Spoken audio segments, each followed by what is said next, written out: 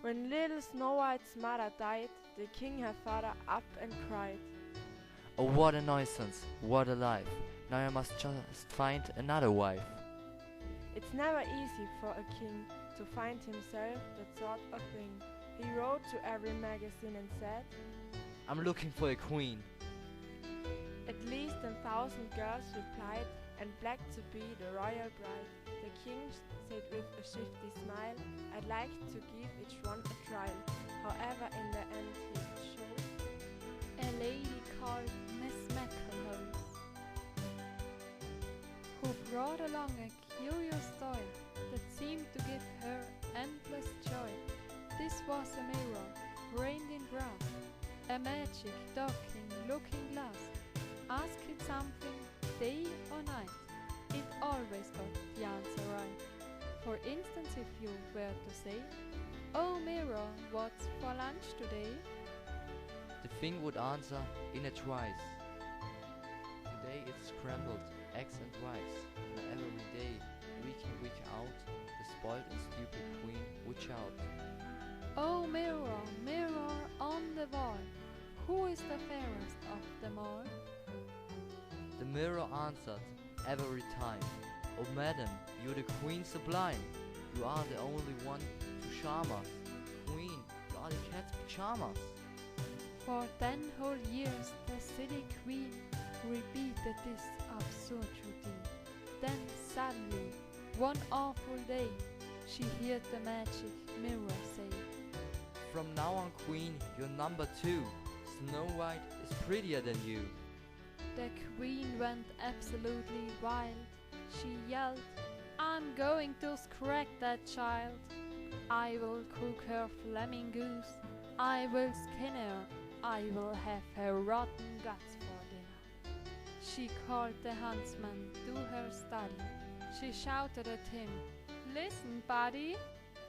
You drag that filthy girl outside, and see you take her for a ride. Thereafter slit her ribs apart, and bring me back her bleeding heart. The huntsman dragged the lovely child deep, deep into the forest wild. Fearing the worst, poor Snow White's fate, she cried, oh please, give me a break. the knife was poised, the arm was strong. She cried again, I've done no wrong. The huntsman's heart began to flutter. It melted like a pound of butter. He murmured, okay, beat it, kid. And you can bet your life she did. Later, the huntsman made a stop within the local butcher's shop. And there he bought, for safety's sake, a bullock's heart and one nice steak. Oh, Majesty, oh, Queen, he cried, that rotten little girl has died.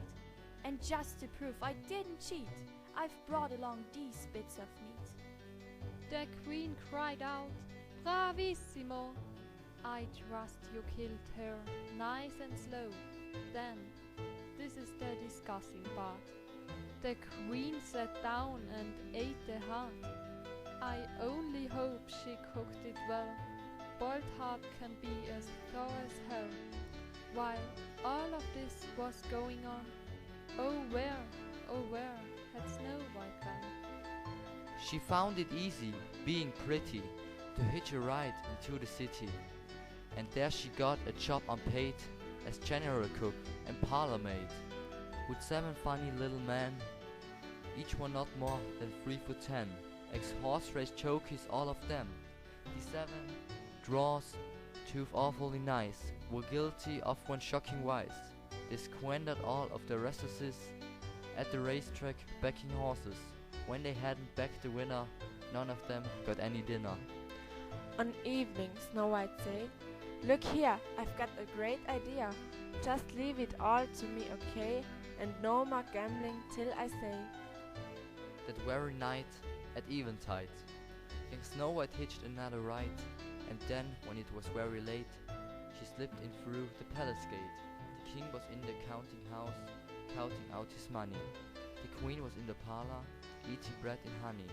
The footman and the servants slept, so no one saw her as she crept on tiptoe through the mighty hall, and grabbed the mirror off the wall.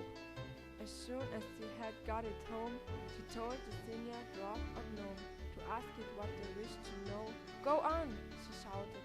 forgo.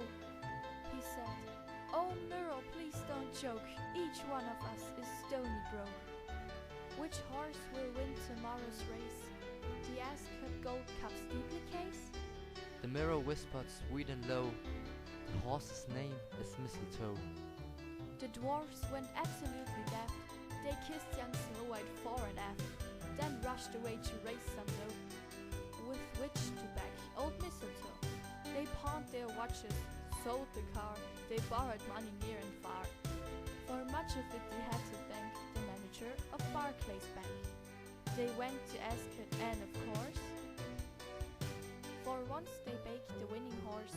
Thereafter, every single day, the mirror met the bookie's pay. Each dwarf and Snow White got a share, and each was soon a millionaire, which shows that gambling's not a sin, provided that you always win.